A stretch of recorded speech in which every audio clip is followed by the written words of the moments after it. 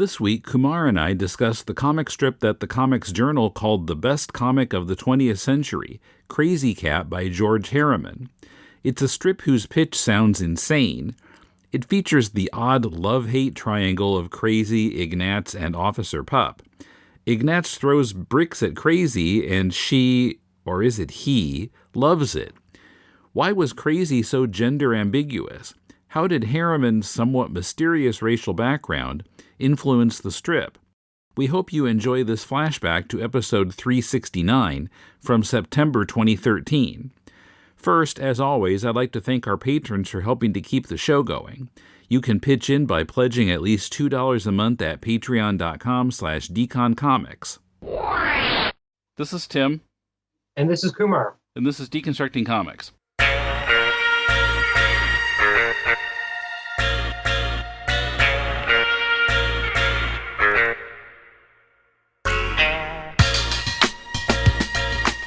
Welcome to Deconstructing Comics. This is Tim in Tokyo with Kumar in Melbourne.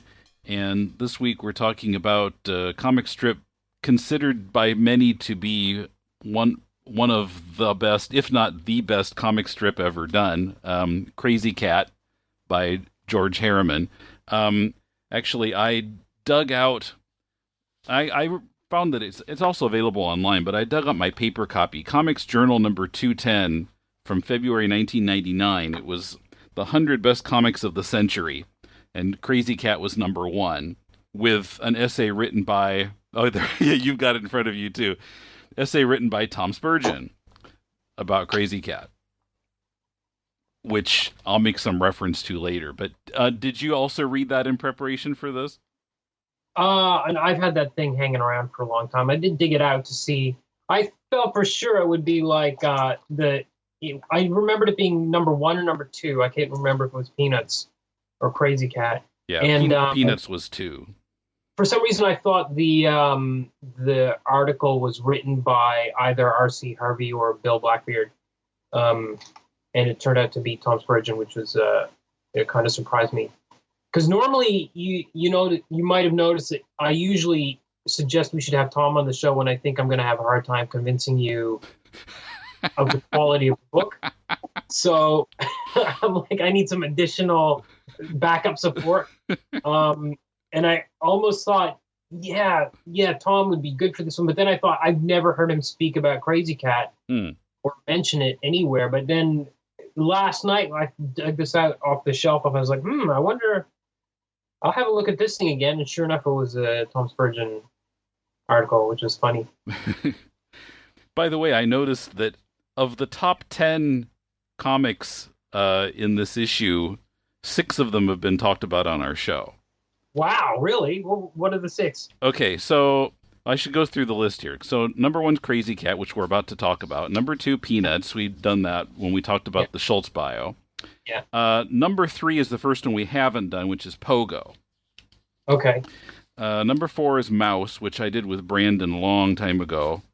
Number 5 is Little Nemo, which was done a while ago with Pete Maresca, who edited a reprint of it. Number 6, I'm not familiar with at all. Sick, Sick, Sick by Jules Feiffer. Yeah, hard to get. It's out of print, very out of print. Mm-hmm. But Jules Feiffer is considered a giant of a cartoonist, yeah, but it's hard to get that. Number 7, Donald Duck by Carl Barks, we just did not too long ago. Number 8, we haven't done. It's the early issues of Mad. Okay. Number 9 is one that you've said that we should talk about, Binky Brown Meets the Holy Virgin Mary. Oh, yeah. Yeah. And number 10 is R. Crumb stuff from Weirdo. We talked about R. Crumb a long time ago. Yeah. Anyway. Okay, so what we've read besides this issue, this essay in Comics Journal, what we've read for this issue, with this episode, Fantagraphics has been putting out reprinting the Krazy Kat strips in the Sundays. Yeah, well, one of the books had a little bit of the daily strips, but mostly it's Sundays. 2 years at a time, and at your recommendation, we picked out the 1925-26 volume, the 1931-32, and 1935-36. 35-36 actually starts in, what, June? Because that's when the color strips kicked in. Yeah. Hang on. I've got, because I've got 4 here. So what were the 3 you said again? Oh, 25-26, Yeah. 31-32, and Okay. 35-36. Okay. Yeah.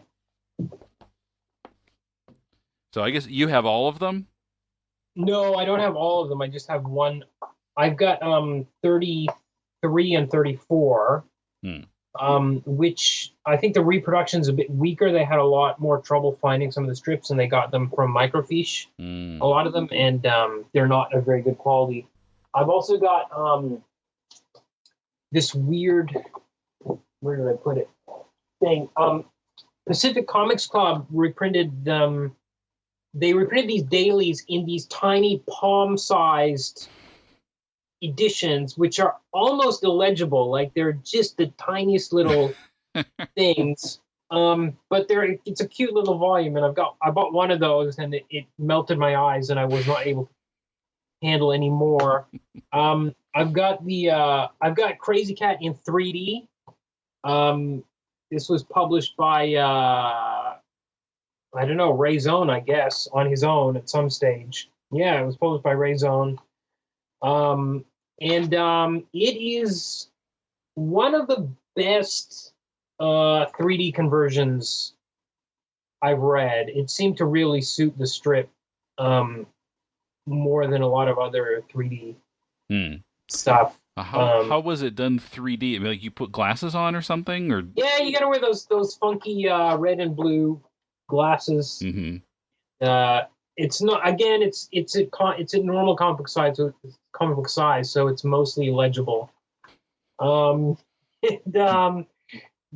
only other thing I've got is Raw Volume 2, Number 3, which has an entire it has the Tiger T storyline reprinted in there. It's about 30 pages, so it's about like 50 daily strips. It was like this one ongoing serial that Herriman attempted, because usually it was just gag a day, but he did this kind of on this thing for about 40 or 50 days, which was a single storyline. Yeah, so I've read a fair chunk of. I did not read the 3D one again this time, but we read all the others. Something interesting I noticed about the Fantagraphics editions, even though the comic is called Krazy Kat, the books are called Krazy and Ignatz. Ignatz being the mouse. That's some licensing thing, I'm sure. I'm sure something has the rights to publish Krazy Kat in book form, so they had to retitle it. Okay, that makes sense. So I don't know. It might be that some listeners have never read this. They might not even be familiar with it. I don't know. I knew of it kind of in the back of my mind initially because when I was a little kid, I saw the 60s cartoon on TV. There was a cartoon? Yeah, actually, I did some research. There have been several different cartoons over the years.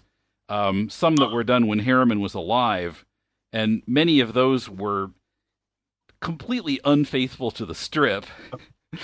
There are some from the 30s that are basically Mickey and Minnie Mouse in cat form. Okay. But yeah, in the 60s, well, I'm going to get to that a little bit later. Once we've talked about the strip itself, because it'll be easier to talk about the animation once we've talked about the basics of the strip. Right. So it's there's this triangle. Wait, hang on. Let me interrupt before you say anything about the strip. Okay. I think we've been thinking about doing Krazy Kat for a long, long time. Yeah. I own the books, but to be honest, I've been kind of avoiding doing this episode because I feel like I lack the vocabulary to talk about Krazy Kat in any intelligent way. I really love Krazy Kat. I deeply love it. And maybe there are moments in there where I really felt like, yes, this is as good as comic art can get. But I would never be able to explain that. To me, it was more, I think you have to kind of experience it. And I think you have to experience a lot of it. I think if you read 2 or 3 of them, you're not going to get it. Yeah, that's true. I think you got to read piles and piles and piles of it.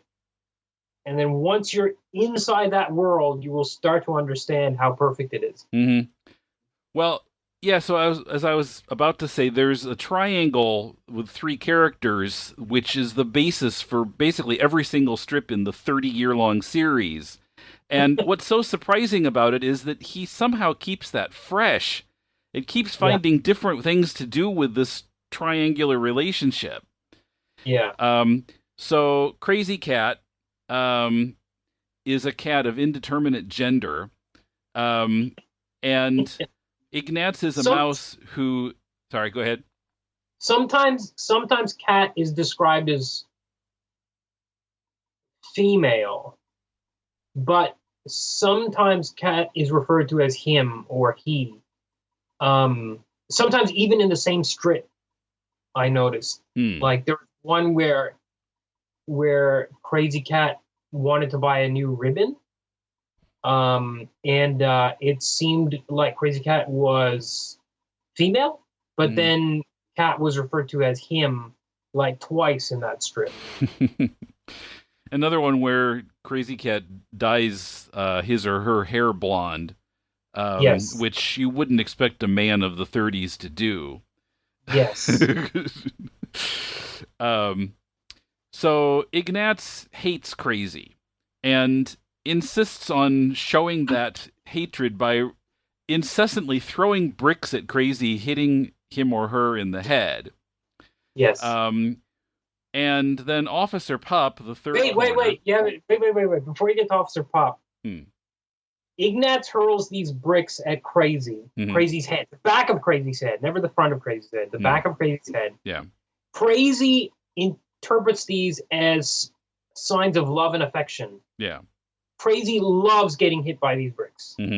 That's a key point that you can't forget. Okay, I was going to come back around to that, but yes. Okay. Officer Pupp, apparently, well, I hadn't quite realized this until I read Tom Spurgeon's article, but it's, I guess, if I look at it some more, I realize it, that secretly Officer Pupp loves Krazy Kat. Yes. Or at least has some kind of affection for him, her. Yes. Yes. And in some strips, it's very explicit. Yeah. It's stated, like, yeah.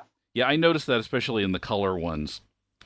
But so he's trying to protect Krazy, and if Ignatz throws a brick at her or even thinks about it, he's hauled off to jail.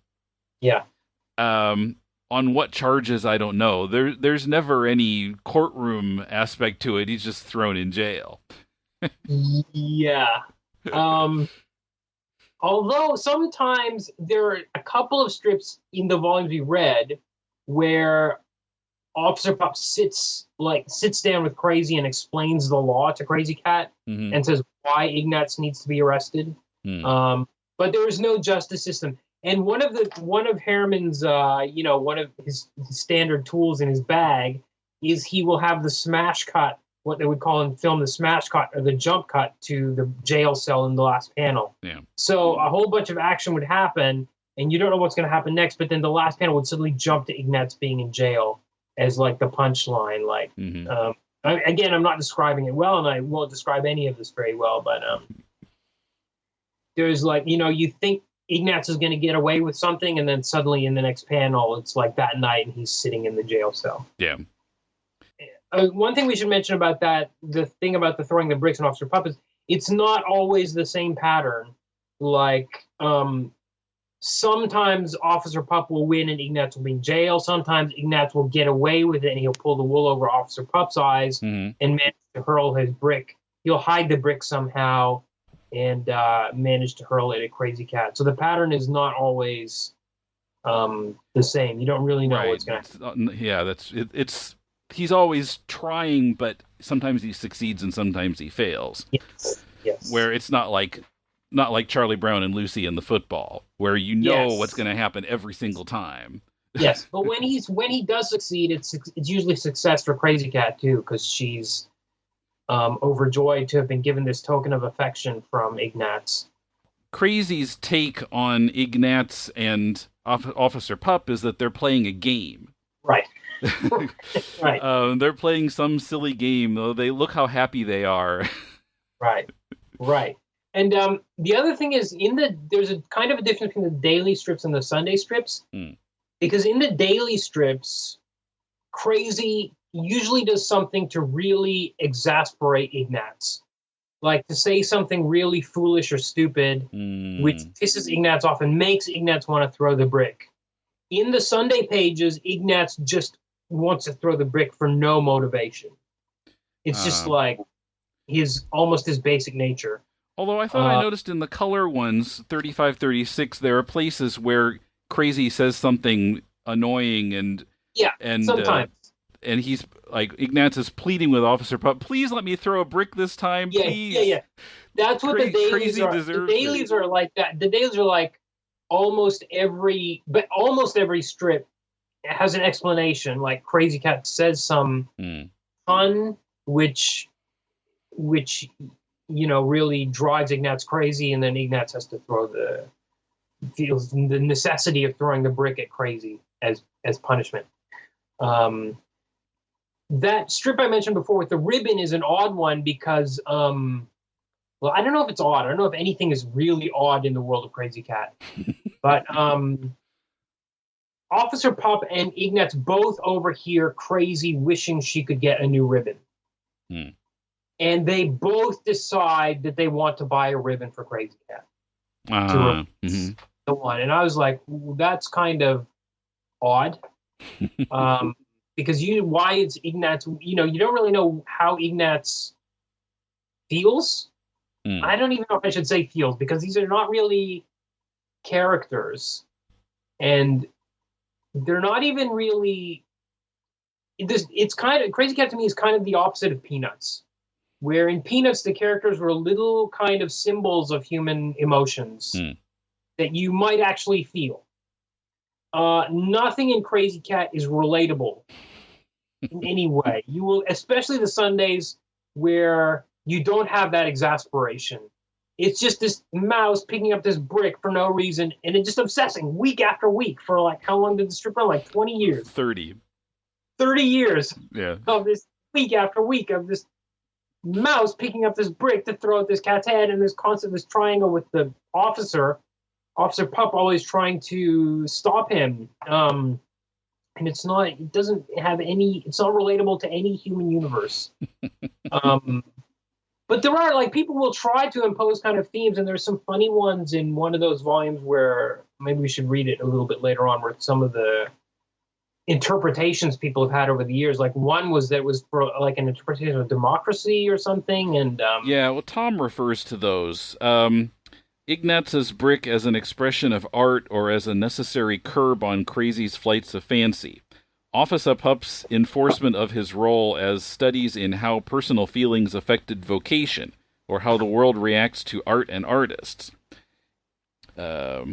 It is that thematic depth to which critics like Gilbert Seldes and the editors of Vanity Fair reacted in the early 1920s. Even in its original conception, the roles of Krazy and Ignatz as romantic and realist were hard to resist. And it's interesting. Here we go. Let me read this paragraph for you. Just all right. And where is this? Gets out of the way. Where is I this want to say also, this is from the Jeet Heer's essay on George Herriman's. That was a fantastic essay in the 35-36 edition volume. Yeah. I'll just read this one paragraph, which just has nothing really to do with the race issue, which maybe we'll get back to. Oh, yes. But it says, with its highbrow admirers, Krazy Kat has attracted numerous competing interpretations over the years, many of which are avowedly allegorical. For poet E. E. Cummings, the strip was about how democracy, Krazy, existed as a balancing act between individualism, Ignatz, and society, Officer Pupp. The radical critic Franklin Rosemont finds in Krazy Kat the proletarian militancy of the industrial workers of the world. The black cat was the wobbly symbol for industrial sabotage. More pastorally, New Yorker writer Adam Gopnik sees Herriman's universe as a vision of Eden before the fall. Krazy bisexually is both Adam and Eve, while Ignatz is the serpent and Officer Pupp is the Archangel Michael. In a parallel argument, Ken Barker, a retired Presbyterian minister and comics fan, has written about how the sinner Ignatz is redeemed by grace, Krazy, even as he is condemned by the law, Officer Pupp. I don't buy any of those, and I have doubts about Tom's essay is about the importance of the theme in it, but I really feel that it's about a mouse throwing bricks at a cat. Yeah, well, I was going to say, I wonder how much of this is over-interpretation. Because, people who are like us, who are critiquing comics or other artworks, tend to want to see it as meaning something and apply our own interpretations to it, which is kind of what art is for. But, yeah, what did Herriman actually intend? The thing is, I think, like, when you read a whole bunch of it, you get to these moments of pure joy where it's just this joyful exercise. It's super violent when you think about it, but it's just like, this is the best. And I wasn't really thinking about it on an intellectual level. And I've reread these books now, like, this is probably my third time through them. And it's still, I can't really find any metaphorical hook to latch onto. And that's not really the appeal of it to me anyway. But we should talk about, now we've described the plot, the premise. But there are things going on with the art and with the writing that we have to delve pretty deep into. Like, the writing is very pun heavy for the most part. It's very, I don't want to say verbose, but he has this incredible vocabulary.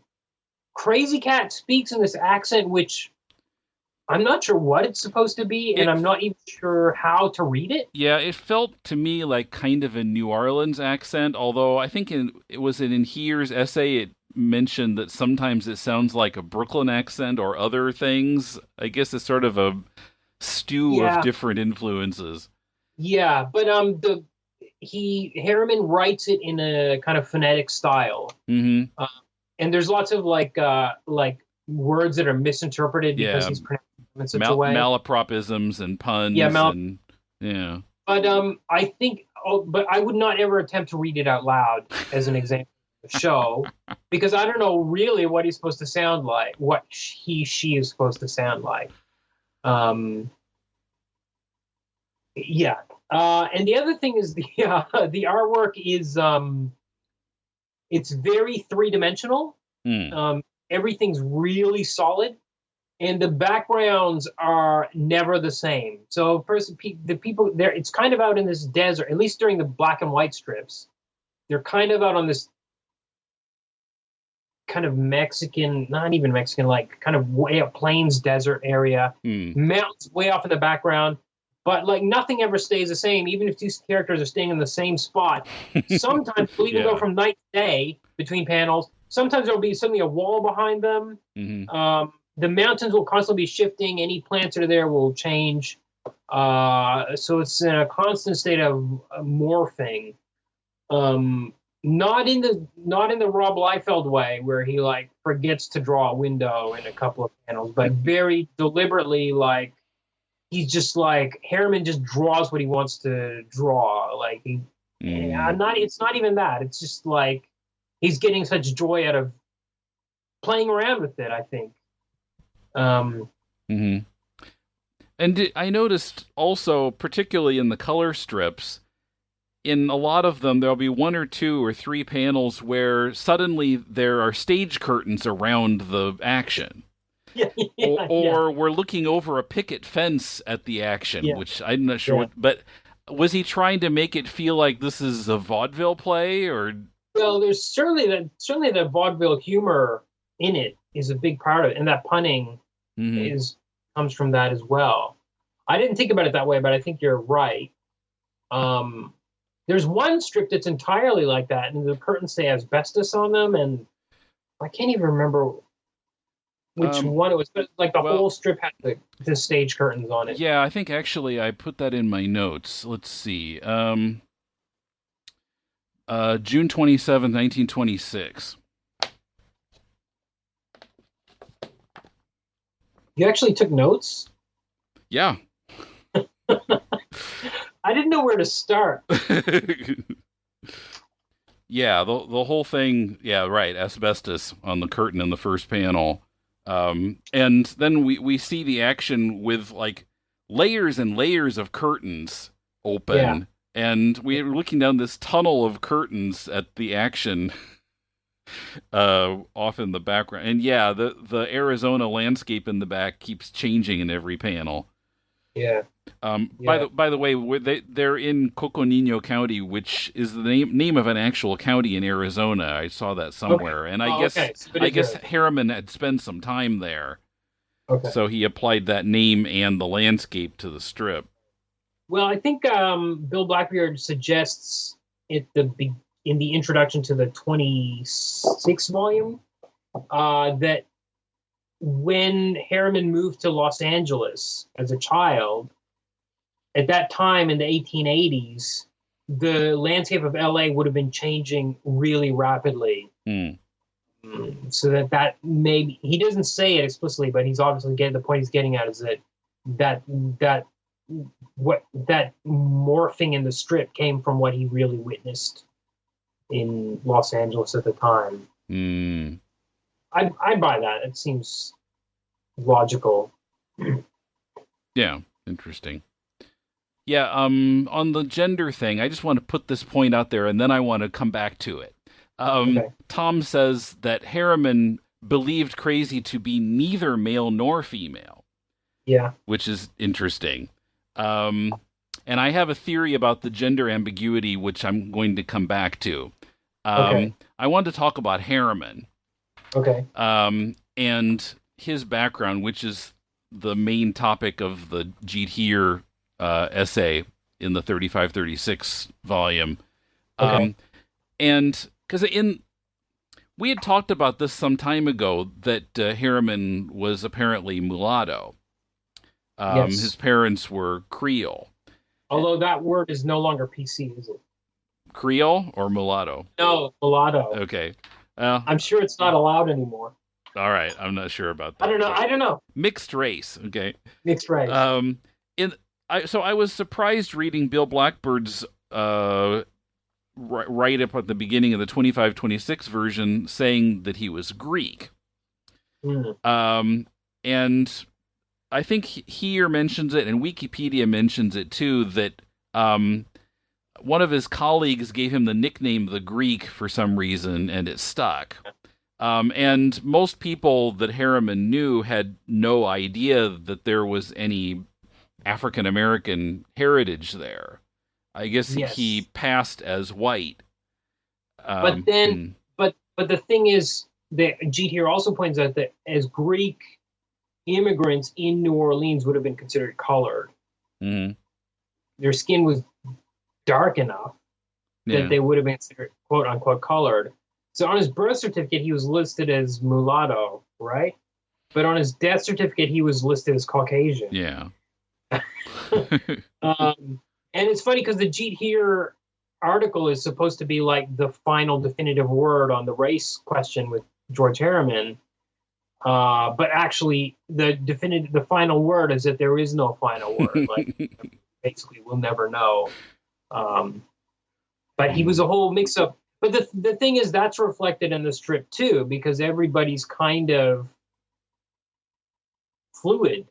Well, I don't know if the Krazy and Ignatz are, but I think everything, like, you know, the language is so fluid, and the genders and the backgrounds and the whole. Yeah, the genders. That was the point I wanted to make. That I think Heer says that an interpretation of Herriman's attitude toward race is that there doesn't have to be a strict dichotomy. You don't have to be black or white, and I guess you don't have to be male or female either. You can be somewhere in between. Right. Yeah. We should also add that Ignatz has a wife and 3 kids. Right, yeah, I thought that was really interesting. Why does Krazy think that Ignatz loves her when he's already married? I think Krazy is naive and kind of clownish as a character, and just seems to be in her own world. Mm-hmm. And maybe as in the same way that she thinks the bricks are a token of love, she just has no idea that Ignatz is married with 3 kids. But Officer Pupp knows all about it. Mm-hmm. Although it's interesting to me that neither Ignatz nor Officer Pupp seems to notice that Krazy likes getting hit with the brick.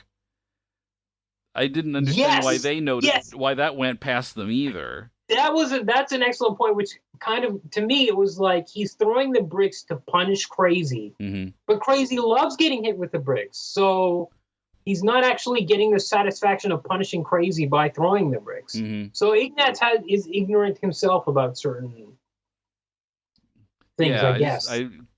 And I mean, Officer Pupp wants to protect Krazy, but Krazy from something that Krazy likes. So yeah. That's right. So what's he getting out of it? Yeah. But I think Officer Pupp is again secretly in love with Krazy, and maybe does he see Ignatz as a rival?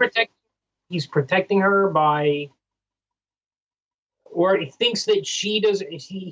Officer Pupp thinks that Krazy does not realize that it's wrong to get hit in the head by bricks, and that thinks Krazy should be educated that she should not be happy about it. I don't know. I've got the 33-34 volume, which we didn't read, has a special section here of strips where which are very gender specific. I'll read some of these out loud. So Ignatz says, and I'm not gonna try to do voices. Ignatz says, so you say it's hard to get along with your wife, eh, Krazy? And Krazy says, this is from a daily. I should say so. I didn't know you were married. I should say I ain't. I'm an old bachelor. But my worst troubles is with my husband. Boy, Ignatz, such a bad husband I got. Ignatz says, say. But I tell you, I got the dopes. They is all fooled. I am a happy, carefree old maid. And here's another one. My mother-in-law is awful nice lady, Ignatz. Is that so? Yes, that's so. And I'm very proud of my wife's mother, I am. That's nice. But see, my other mother-in-law, she's a terror. Gee whiz, you have 2 wives, or has your wife 2 mothers? Which? Mothers, neither, silly. The other is my husband's mother. Someday I will lose my temper. And he throws a brick. What? Yeah. Here's another one. This is Ignatz's wife talking to the 3 kid mice. And she says, that tiger tea is going to make that cat rich beyond the dreams of average. Yes, Mommy. And we must adopt him in our family. Yes, Mommy. We must make him a relative. Uncle Krazy or Aunt Krazy, Mommy. Suit yourselves. Yeah, the ambiguity is very clear there, more than it is in most of the Sunday strips. Yeah. It's deliberate. She's deliberately hermaphroditic or asexual. I don't know. Just one or the other at a given time. Or it's like, is it like Dhamma? Hit him with water and he becomes a girl? Water, cold water, yeah. But I feel like my feeling is if I was the creator of this strip, maybe he just started doing it and it's just kind of animals and he never thought about the gender. And then he just kind of made a mistake once or twice. And he always drew Krazy Kat with the bow. And then once or twice, maybe he mistakenly called him. And then he realized he himself was thinking about Krazy as male for a while and just realized that was the nature of the strip and just accepted it. Maybe even got a couple of gags out of it in a few dailies like that. This podcast is part of the Deconstructing Comics Network, where we're grateful to our supporters on Patreon. Patrons get exclusive extra content. Pledge $2 a month or more and get Batman 66 podcast Bat Bits, where we're discussing writer and script editor Lorenzo Semple's Bat Notes memo, in which he lays out guidelines for writing Batman scripts. We've recently also discussed a TV Guide interview with Yvonne Craig as she was beginning her run as Batgirl. early versions of the scripts for Bookworm and Penguin episodes from Season 1, and more.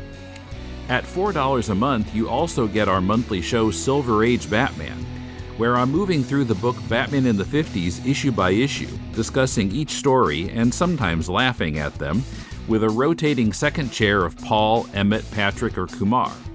Follow our Patreon for free and get access to the first 2 episodes of both Bat-Bits and Silver Age Batman.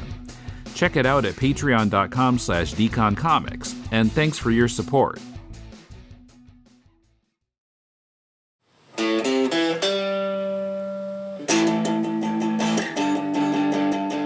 Who's Who, the definitive podcast of the DC Universe. Spanning from the first issue of Who's Who in 1985 all the way through the Loose Leaf edition. Including all the updates, the spin-offs, custom Who's Who pages for forgotten characters, and tons of in-depth character spotlights. Entries span from the golden age of DC and into the extreme 1990s. Covering characters such as Superman by Kurt Swan and John Byrne. The Justice League by Kevin Maguire. Batman by Dick Giordano. The New Titans by Tom Grummett. Wonder Woman by George Perez. The Legion of Superheroes by Keith Giffen. The Flash by Carmine Infantino. Lobo by Simon Bisley. The All-Star Squadron by Jerry Ordway. Firestorm by Al Milgrom. Aquaman by Chuck Patton. So many entries talking about Ian Karkull. The Forever People again, and again, and again. And hundreds of other characters found in Who's Who, the definitive podcast of the DC Universe. Available wherever you find podcasts and at fireandwaterpodcast.com. Nuclear Man, Batman, Hawkman, 2D Man, and Hour Man. Who are all these people, man? They're all part of the DC Who's Who. I think here mentions and somebody else mentions there are a number of strips where Krazy and or Ignatz changes color. Like Ignatz gets soot on him or something, or Krazy, as I mentioned, like dyes her hair blonde, or I don't remember what all the reasons were. And in those strips, often the other character's attitude changes. Like I think Ignatz saw white Krazy and was attracted to her. Yes. And then when he realized that it was Krazy, then he threw a brick. Yeah. And that seems to be interpreted by many as a statement about racism, and I'm not quite convinced on that either. I mean, it obviously has to do with identity, but I don't know if color is necessarily. There are a couple of times when Ignatz turns black because he gets covered by soot, and he gets called an Ethiopian by Krazy Kat. It's hard to say.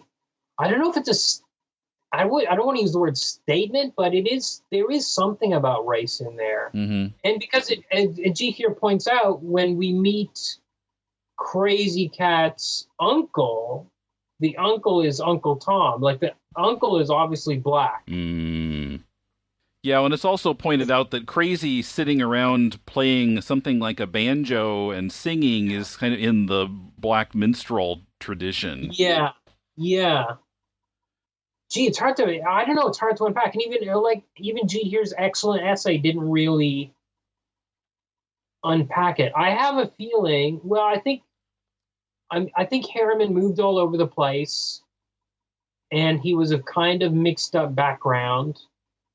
And I just think that stuff naturally leaked into the strip. I don't know.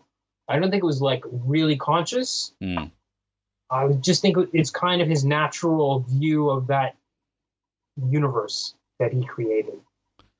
It just, to me, because the thing is, to me, the strip flows really. Maybe it's the rhythm of that pattern of always the thing with the brick and the triangle, and maybe having that fixture there makes it flow really quickly. I just feel like he's not struggling to get them out, which is why I feel like he wouldn't be.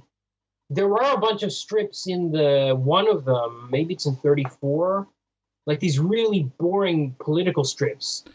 Oh, and there was like 6. There's a series of 6 of them in the color strips about the dodo and the dogi. Yeah. which, yeah, I couldn't. I mean, it seemed to be sort of commentary It's on sometimes rich and about the- poor, but it was like he was making the same point every time. And he never does 6 in a row of anything except for the bricks, which he did probably 10,000 in a row. But and also, it's a thing I noticed with the Tiger T storyline as well, which ran for 50 dailies or something. I found when he went away from the brick pattern, and it's not always just throwing the bricks. There's a whole thing about him trying to get bricks as well from Colin Kelly, the brick maker. There's that whole stuff and trying to hide the bricks whenever the cop comes around. There's all this stuff going on. I found whenever he left the brick stuff, it just got less interesting. Almost invariably, it was like, get back to the bricks. Yeah. That's the side your bread is buttered on. 6 episodes of these songs about being overtaxed was just like way too much, and that was like a really kind of front-loaded political kind of thing. Felt more like Pogo. Yeah. But I mean, compare that to what might be interpreted as racial messages, which are very subtextual. I think. Mm-hmm. Yeah. At least that's how I interpret them. I don't think the race stuff is loaded in there like that, but I think it's just part of the mix of the language and the backgrounds that are always changing and all that kind of stuff. I was noting like how much mileage he gets out of the brick thing, and then occasionally he'll have Krazy get hit with something else. Very occasionally. November 1st, 1931. There's anthropomorphized coconut bouncing around, who eventually ends up hitting Krazy in the head. When I guess, who is this? Was this Officer Pupp? Somebody throws the coconut, not Ignatz, and Krazy ends up getting hit by the coconut. I think, often I notice when the coconuts show up, it usually means that also Officer Pupp and or Ignatz are going to get hit as well, because coconuts just need to fall out of the tree. So often it has to do with them standing around and the coconut falls out and somebody gets bopped on the head. And like Ignatz, he has the brick in his hand, he gets bopped. Officer Pupp comes along and assumes that he was going to throw the brick, and then he gets bopped on the head with a coconut or something like that. But I think that as a side thing to that, you mentioned the vaudeville before, but I think there's a lot of it's like slapstick. Like there's a kind of Laurel and Hardy kind of stuff in there as well. Herriman made slipping on a banana peel a fresh joke. Yes, he did. The June 29th, 1935. There's a living anthropomorphized banana that takes off its peel to take a swim, and then somebody else, was it Officer Pupp, I think, slips on the banana peel. It's like, I'm actually laughing at a slipping on a banana peel joke. No, it's Ignatz. Ignatz slips on the banana peel while Officer Pupp is chasing him, and so he gets caught. Yeah. Like, wow, slipping on a banana peel. Yeah. And I mean, that's a quintessential vaudeville joke, right? Sure. Yeah. And there are a lot of jokes in here too that I didn't get. And there are some that are just baffling. It's interesting. Well, it's funny too because they have a debaffler section, literally called the debaffler section at the back of each book. And sometimes even Bill Blackbeard couldn't get the jokes, and he was like, "Sorry, I don't get this one, and I have no explanation for you." I kind of love those. I love that in a strange way. Normally, that would be very annoying when you don't get the gag, but I just found it was like Herriman drawing for himself again. Really, just he had his own thing, and he just seemed to love. You can feel the love on the page that he had for the characters in that world. And I just felt like even if I don't get the joke, it doesn't really matter. Like he got it, whatever. He knew what he was doing. And it's my fault for not getting it, not his.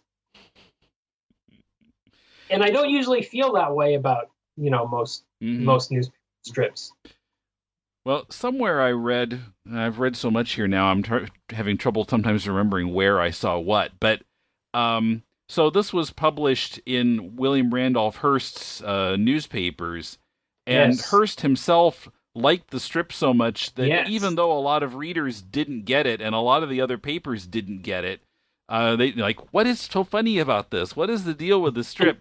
Hearst just Yeah. insisted that everybody had to publish it. Yeah, he really championed it. It's funny too because apparently the strip was quite popular at the beginning, Mm-hmm. and it just got more and more obtuse and unintelligible. I guess if you weren't willing to go into that world, I don't know if the best way to read it is once a week or all at once. Maybe it's a lot more annoying once every 7 days. I don't know, but I think they lost a lot of readers, and at the end, when they went to color, it was only being carried in 2 papers. But Hearst stood by it the whole time, Mm-hmm. and I think in one of the essays, Bill Blackbeard suggested the reason was it brought him a certain prestige because it had fans like E.E. Cummings, Right, intellectual and, fans. Fitzgerald, and Picasso were all really into the strip. Mm-hmm. So he had a kind of intellectual weight. So he couldn't to say it. that everything in his paper was lowbrow. Right. He had some prestige, some artistic prestige, and nobody got it, which is proof that it was true art, right? So somehow he kept the thing going for 30 years or whatever, even though none of the editors wanted to run it, and he was like, "You're running it." Another interesting thing I noticed, I took a note of in the first book, June 14th, 1925. I thought this strip was really kind of amazing because Ignatz and Krazy are out in the desert and they're talking about how hot they are and they need get something to drink. And Krazy says, "I can't remember what kind of a drink I want. I forgot." And then this father and son dog come along, and the father is saying, "No, I won't go back to hum. Dagnabbit, what's him to me? In all the years me and your ma's been married, she ain't never learned to cook a waffle without scorching it. I'm leaving hum, I am." And the little boy says, "Give ma another chance, pa." And his calling his father Pa reminds Krazy that what he wanted was a bottle of pop. And I thought, this heart-wrenching scene is the basis of the joke. Like, who does that? Yeah. It's really kind of dark. Yeah. Yeah. Well, like even the brick throwing seems like it should be dark. Like Right. constantly getting Mm-hmm. that too was like, this should be not. This should be insane. But instead, it's just insane. It's a different insane. And he's so obsessive with doing it no matter what. I mean, again and again and again and again. It's like he doesn't have anything better to do with his time. But but it's funny because it also reminded me of Nemo in Slumberland, because in Little Nemo, it always ended with him. The punchline was always him waking up in bed. And that was so annoying to me. Like, that is, Little Nemo Slumberland could have been number one if he had come up with some other ending to the strip every week, other than the kid waking up in bed and falling out and going, "Oh my goodness, you!" And then someone saying, I think eventually he did get away from that, or he'd continue things into the next one. Right. Yeah. But it's to me, it amazed me with Krazy Ignatz that it somehow. Well, again, I guess because he didn't really repeat the pattern, but it just didn't get old to me. Mm-hmm. Yeah, me neither. I wanted to mention the 60s cartoon. I watched a couple episodes on YouTube. Okay. So that 60s cartoon is said to be the most faithful adaptation of the strip in animated form. And I guess it is, but that's not saying very much. in the 60s cartoon, Krazy is totally female. Okay. And there's a lot of brick throwing in it, but Okay. somehow in that cartoon, the brick throwing really becomes disturbing to me, and it took on overtones of domestic abuse. Like geez. Krazy really wanted to be hit by the brick, and it just felt kind of creepy to me. Right. Was it okay, tell me about the backgrounds. The backgrounds I saw were, I think there were some that were desert, but one of the ones I watched, they went on a safari. It was a little bit more kind of conventional cartoon plots because the writers didn't have the imagination of Herriman in doing new things with the brick throwing. So they wandered off into, kind of Yogi Bear type story. Well, see, this is the thing: is Krazy Kat. They're not really plots. They're just kind of these gags that are kind of structured around this framework of this brick throwing, and the triangle. It just sounds, it sounds completely weird. But when did Tom and Jerry start up? Does this predate it? Tom and Jerry, I don't think it goes back to, Krazy Kat started in 1913. There was barely animation at that point. I think Tom and Jerry are maybe from the 30s or so. Okay. Because it seems to me that any Krazy and Ignatz cartoon would be, especially from the 60s, would just be kind of a Tom and Jerry ripoff at that stage. Yeah, it didn't feel like that to me, but it felt more kind of like Huckleberry Hound or Yogi Bear or something on that order in terms of the kinds of stories they were coming up with. Right, okay. Okay. But one of the early animation forms it took was Krazy basically became Felix the Cat. And I guess one of the main animators was someone who had worked on Felix before. So transmogrified into Felix. I watched a couple of the really old ones on YouTube, one of the Mickey and Minnie in cat form ones, and then there was a really early one that was silent from the 19-teens. And there were word balloons drawn in for dialogue. Right. I think isn't there something, didn't Herriman draw a Krazy Kat animation himself? Isn't there some video of something like that? I'll have to have a look. Maybe I'm just imagining it. I'm not really sure. What did you think about the shift to color? I Because my thing is, it made it feel a little cleaner. Yeah, but I think because he wasn't doing the coloring himself, it was being done by staff at the papers. And I feel like, especially in the first half of that, like especially 30, what was the first color year? 34? 35? 35. It's quite cramped, I find. Like the artwork became very compartmentalized into panels. And a lot of them are like interiors, or for some reason they're like in people's houses. I don't know. I just felt too boxed in, like literally boxed in. And he doesn't really correct that. He doesn't go back to the exteriors and like dropping the panel borders until quite late in 36 again.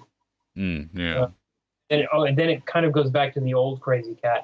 But there's definitely a period there to me which is less appealing. Switch to color.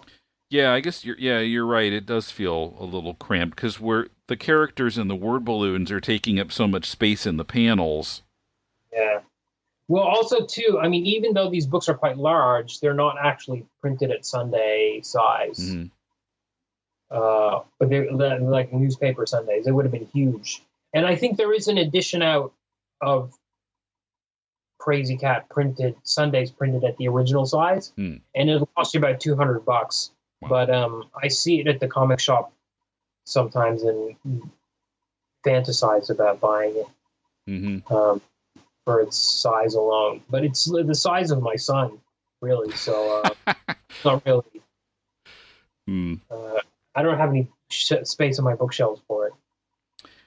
I should say, I mean, as much as I wanted to do a Krazy Kat episode, I approached reading these with a little bit of trepidation because I had seen, occasionally Krazy Kat strips, and the way that Krazy talks, I was afraid it was going to take me so much concentration to understand what he was saying that it would take forever to get through these books. But actually, once I kind of got into it, and it's Get into the rhythm of it's not that hard. And what she is saying is mostly spelled phonetically, although there are some, as we mentioned, the malapropisms. Thursday instead of thirsty, for example. Right. But I mean, I didn't very often have any trouble understanding. I mean, you have to pay a little bit closer attention than you do to the other characters' dialogue, but it's not that bad. Mm. Mm. Should we talk at all about the other characters? Because there's quite an ensemble behind the three principals. Yeah, I just don't. Like I said, they're not like Peanuts characters. They're not really. They're just. They're not so fleshed out, yeah. They're hanging out. They're just there in Coconino County. They're all different types of animals. There's not really. They have a certain amount of personality, but they're usually there to help the gags get to where they need to go. Mm-hmm. Well, I noticed as we got into the color ones, what's her name? Mrs. Quack? Yeah. She's in it a lot. Yeah, she starts showing up a lot, and there's a little bit of, well, I mean, she's a busybody. That becomes very clear. And there's quite a frightening criminal called the Growler who shows up and beats up Officer Pupp. Yeah. Every once in a while. And that guy quite scared me. Yeah. And he steals Krazy's money at one point. Yeah. And Krazy doesn't get it back, apparently, either. Yeah. And then there's a stereotype Chinese duck coolie laundry operator. Yeah. We should mention that Herriman is often quite racist against the Chinese characters. Yeah. Mock Duck is his name. He doesn't show up so much in the color. I see him in here once or twice, but early on there's a thing with him like telling fortunes. And it did feel pretty racist. The first time it was not. Like the very first one, well, even then it was... Yeah, the dialogue's written in a really like... Yeah, that kind of stuff. Yeah, the whole Charlie Chan thing. Yeah. Mm. Also, another thing we should talk about is, I can't remember where I read this recently, but somebody pointed out that an interesting thing about Krazy Kat is that nobody tried to emulate it. If you think about it, kind of like, who's the guy that did Mutts? Jeff O'Connell or O'Donnell or something like that. He kind of copied the art style a little bit, And Chris Ware used to do this thing with little mice that was basically a copy of Ignatz.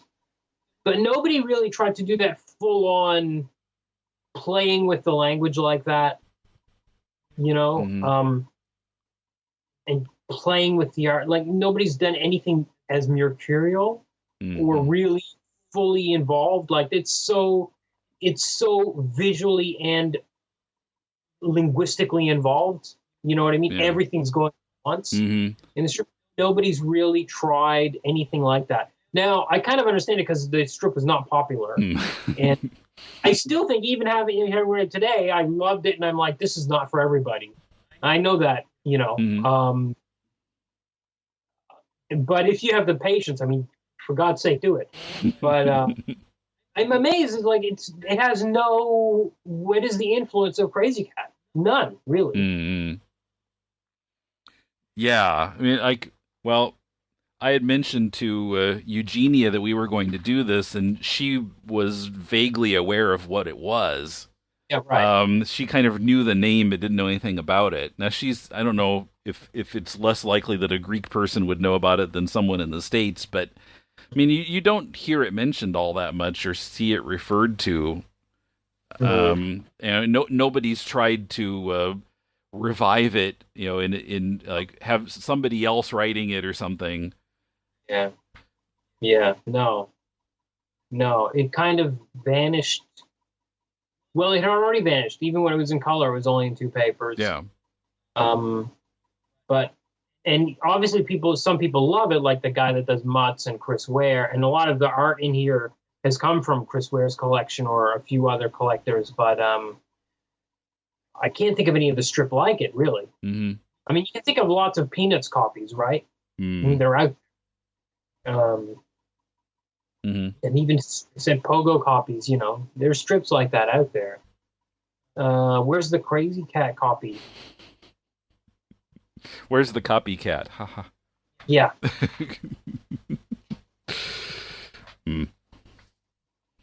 Okay, but yeah, so as far as recommending this, like you said, it's probably not for everybody, but I don't know who I would recommend it to, like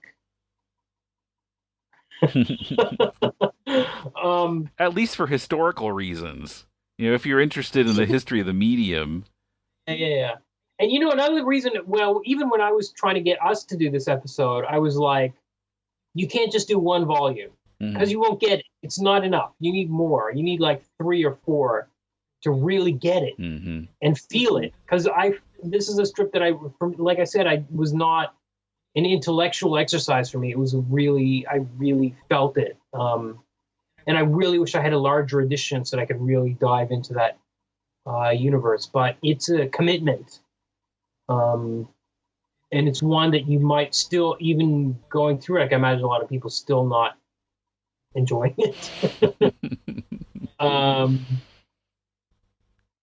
So it's really hard to say if I would recommend it to someone, even for historical, because like I was saying, it has no influence and it's disappeared. So really, what is its historical significance?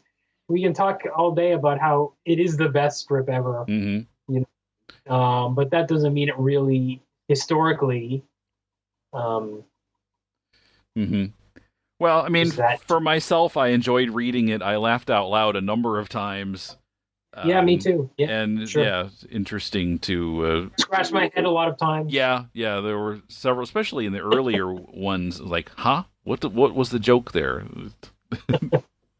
Yeah. But yeah, there were more that I thought were really funny than ones that I couldn't get. Yeah. I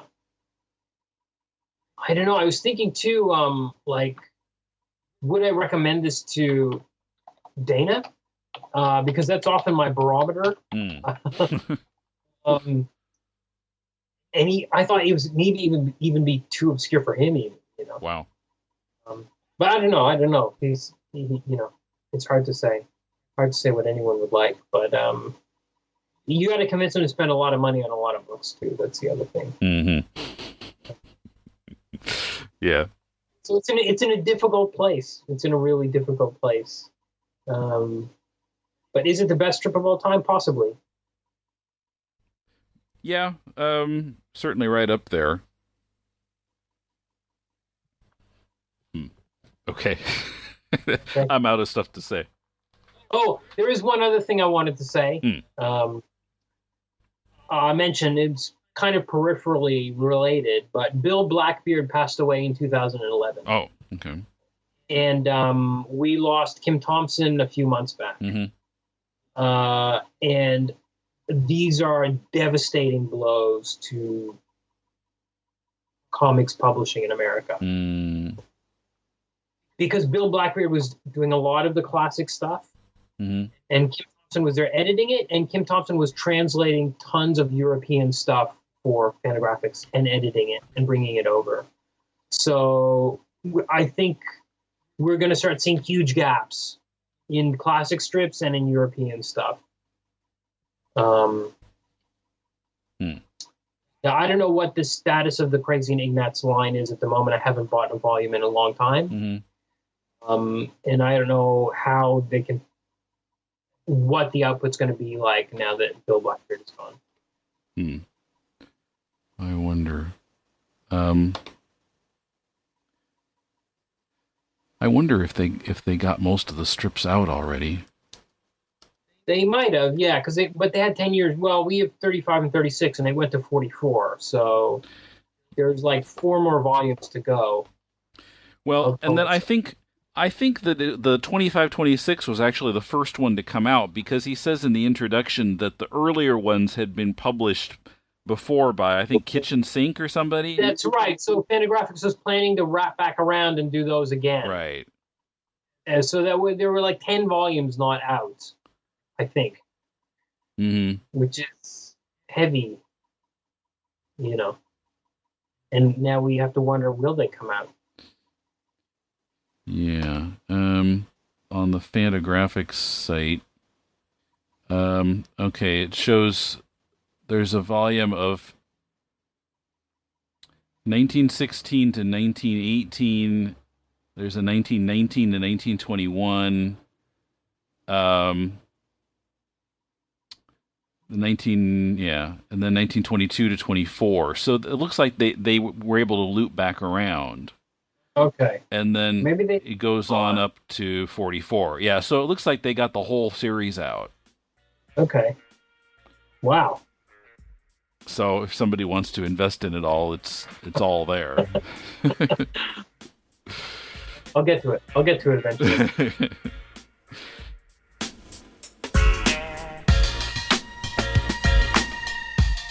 The Fantagraphics Krazy and Ignatz books that I bought back in 2013 are out of print, but the Fantagraphics website does show 5 volumes of Krazy and Ignatz, covering the strips from 1916 to 1927. Follow us on Blue Sky at Decon Comics. On Facebook, we have both a page and a group. Those are linked from deconstructingcomics.com, as is our YouTube channel, where our episodes are posted every week as videos of a single image. You can comment on our episodes on YouTube or on our site, or drop us a line at mail@deconstructingcomics.com, or talk to us. Click the Leave a Voicemail link on the left sidebar of our site. Are you making a comic? Send it to us and we'll do a Critiquing Comics episode about it. Our theme is by J.B. Anderton. The music backing the promotion of our Patreon is Change by Jazar. Next week, The Strange History of Robotech. I'm joined by Eric Amaya from Comiccon.com to talk about Robotech 2, The Sentinels Volume 1, the comic sequel to the 80s anime Robotech.